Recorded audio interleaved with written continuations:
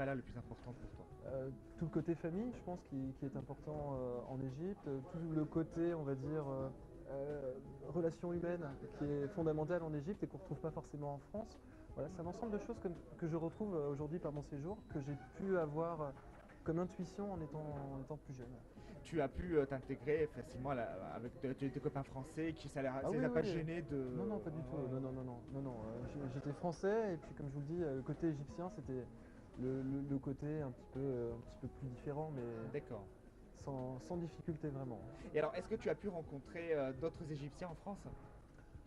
J'ai rencontré on va dire quelques connaissances, mais malheureusement à Poitiers ou à Lille, à part quelques restaurants égyptiens, il n'y a pas forcément beaucoup d'Égyptiens en France, donc non, c'est pas quelque chose que j'ai côtoyé, D'accord. malheureusement.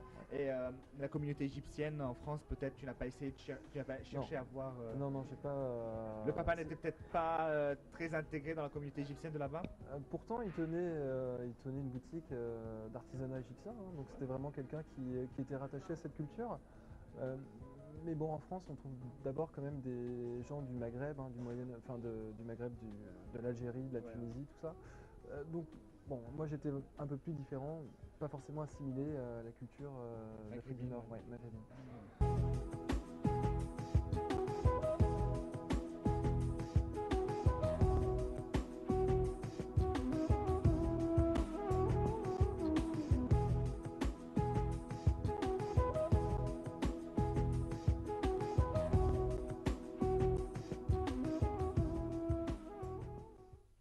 Je suppose qu'on t'a posé 1000 fois cette question. Alors, la raison de ton installation ici en Égypte, et surtout dans une période aussi charnière qui est donc celle que l'on vit en ce moment, est-ce que ça ne t'a pas découragé? Est-ce que justement les médias occidentaux ou les médias étrangers qui rapportent souvent une image assez erronée de ce qui se passe dans la réalité ou exagérée de ce qui se passe dans la réalité ne t'a pas découragé? C'est aussi pour des raisons d'activité professionnelle que je suis venu ici, puisque je ne suis pas titulaire de mon poste. Et j'ai pu avoir une opportunité de travail en Égypte que je n'aurais pas forcément eu en France. Euh, Parmi les raisons, il y a aussi la raison familiale, hein. Passer du temps en famille, découvrir la culture ici. Des raisons aussi de voyage pour découvrir, en lien avec l'histoire-géographie, les différents sites historiques du pays. Voilà, c'est un ensemble de choses qui vont me permettre aussi de me construire, de m'épanouir dans ma vie actuelle. Tu as pu avoir la bénédiction de tes parents? Oui, Oula, non, pas autant que ça, ouais. non, non, ils ont été un peu surpris au départ, surtout mon père. Euh, Comme il y avait une image, on va dire, un peu négative de l'Égypte à cause de ce qui se passait, il y a eu une peur peut-être pour ma sécurité personnelle, mais il y a eu tout de suite quand même un soutien, un enthousiasme. Mais il t'en parlait quand même de l'Égypte, de ce qu'il a vécu, de son enfance à Oui, oui, bien sûr, Mansoura. oui, bien sûr. Ouais. Oui, oui, il m'en parlait. Et ça me rendait curieux, et c'est pour ça que je suis venu, parce que je suis, en tant qu'enfant, venu que deux ou trois fois, donc c'était pas assez pour connaître Bah, bien sûr, oui. Oui, oui. l'environnement. Donc ils m'ont soutenu et ils m'ont encouragé à venir, et je les en remercie d'ailleurs pour ça.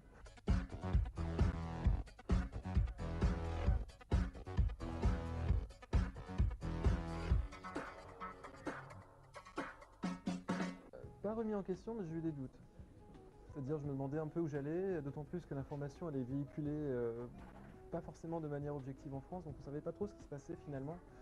Donc j'ai eu des doutes, mais bon, j'ai quand même suivi mon chemin et je suis venu ici et finalement il y a pas trop de soucis dans le quotidien et ça m'a surpris au départ, quoi. Mhm. Mais non, j'ai traversé une période de doute en me demandant où c'est que j'allais sans le savoir, quoi, parce que j'avais pas accès à l'information Ouais. qui me permettait de connaître véritablement Et qu'est-ce que le tu pays. entends, je te coupe, mais qu'est-ce que tu entends par l'information n'est pas très objective de la part des médias français? Ouais, je ne vais pas rentrer dans les détails, mais bon, le rôle de l'armée n'est pas clair, le rôle des manifestants n'est pas clair finalement. Les choses ne sont pas vraiment dites en soi, on ne sait pas vraiment à quoi s'en tenir, il y a une ligne éditoriale, on n'a pas vérifié l'information et donc on ne sait pas vraiment ce qui se passe en Égypte a véritablement lieu ou pas. On a eu l'impression que l'Égypte était au bord de la guerre civile, ce que j'ai pas retrouvé ici en venant à mes débuts au mois de septembre. Voilà, il y a un ensemble de choses, on va dire, un, un ensemble d'informations très angoissant qui Et- finalement n'existe presque pas. mais qui n'est pas forcément justifié, je dirais. Ouais. Ouais. Ouais. En plus, dans le secteur dans lequel tu habites, c'est vraiment très tranquille. Il n'y a Oui, pas. aucun problème. J'encourage tout le monde à venir au Caire. Il n'y a pas de, il y a plus de soucis, il n'y a plus de couvre-feu. Mon quotidien est complètement banal, c'est-à-dire je vais à l'école sans problème, je peux me promener. Il n'y a aucune insécurité, je ne me suis jamais senti en danger, à part peut-être sur les routes, mais ça Ouais. c'est Ouais, indépendant hein, de la révolution. ouais. Je disais que tu as une expérience dans les médias, c'était quand tu étais jeune. Alors, le domaine de la radio plus précisément, qu'est-ce que tu en as gardé comme souvenir? Qu'est-ce que tu as fait exactement là-bas? Avec modestie quand même, mais j'ai travaillé pendant 4 ans pour une radio qui s'appelle Radio Pulsar. C'est une radio qui m'a donné le goût de l'information. C'est une radio étudiante. Et moi j'ai travaillé pour une émission de prévention santé, voilà, pour encourager les jeunes à faire attention à leur alimentation, à leur santé en général. Ouais. Et puis j'ai travaillé pour la presse écrite dans ma ville de Poitiers. Mais qu'est-ce qui t'a poussé à choisir ce domaine? Parce que tu sais, journaliste, on ne choisit pas comme ça. Il y a quand même une volonté, Ouais, un j'entends amour bien, pour le ouais. métier, tu vois. Ouais. Pas mal de choses, les rencontres, le fait d'être au cœur de l'actualité. Je pense que je suis quelqu'un de très curieux. Et le journaliste, Ouais, bah, ouais, c'est ça. c'est vraiment quelqu'un de curieux, quelqu'un Ouais. qui va à l'encontre, enfin, à la découverte de nouveaux environnements. Et c'était vraiment une partie de ma personnalité. Malheureusement, je n'ai pas poursuivi dans cette voie, mais je suis quand même content en tant qu'enseignant. Je trouve d'autres aspects qui pour moi m'apportent beaucoup aussi. Donc toi, tu t'occupais plutôt de ce qui était santé, tu Santé cherchais et quand même sport. à faire santé et sport. Ouais. Vraiment, l'objectif était de faire un écho auprès des jeunes, leur transmettre un message.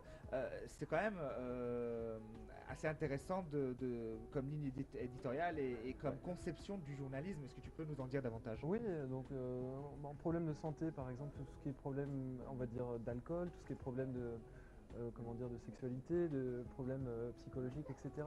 L'idée, c'était d'avoir une petite voix, voilà, qui s'adressait à des étudiants qui en avaient peut-être besoin et proposer une ou deux ouvertures, sans forcément les blâmer, sans forcément les critiquer, mais simplement dire, voilà, il y a des méthodes qui existent pour se soigner, etc.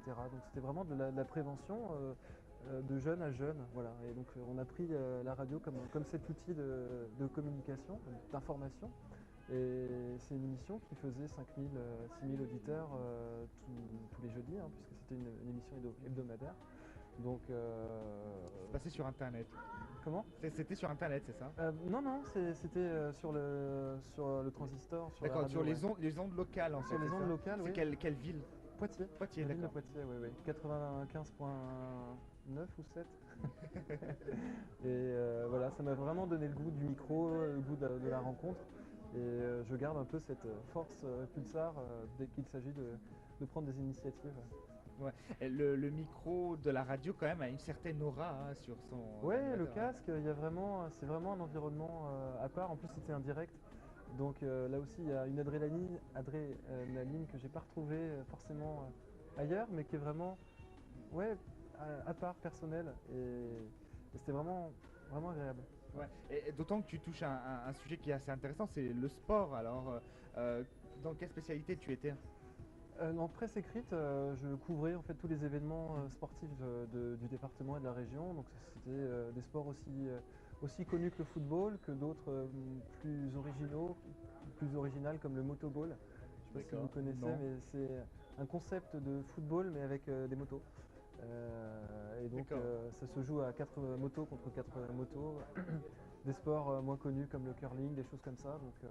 voilà, ça m'a permis de m'ouvrir et de rencontrer aussi des personnalités comme Christophe Dugarry, Raymond Domenech, voilà, des Des grands personnalités du journalistes. football. Ouais. Ouais. Ouais.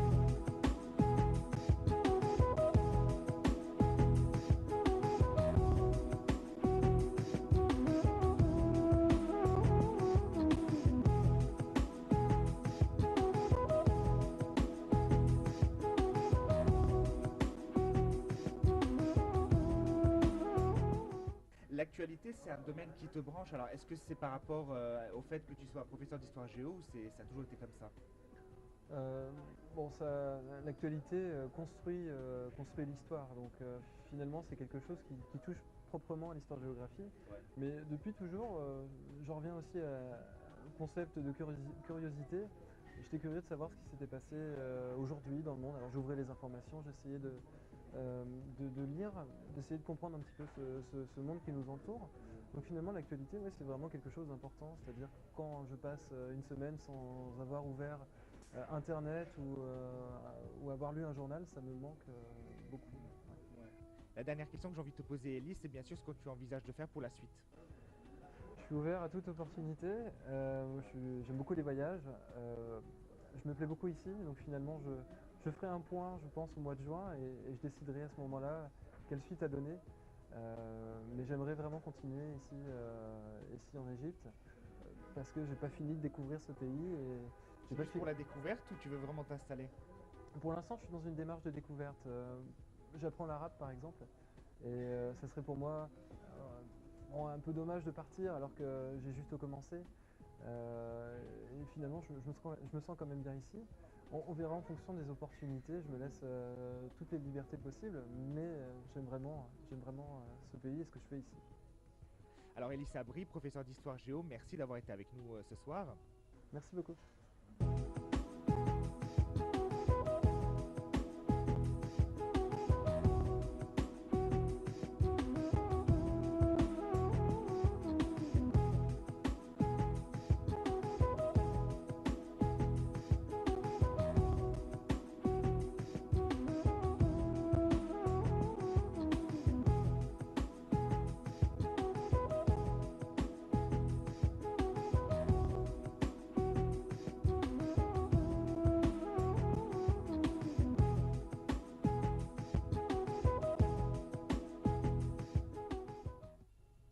Merci à vous, chers téléspectateurs, de nous avoir suivis. Je vous retrouve la semaine prochaine, même heure. On espère qu'il fera mieux et que la température se sera plus apaisée. Je vous souhaite une très bonne continuation dans nos programmes, une très bonne fin de soirée. À très bientôt.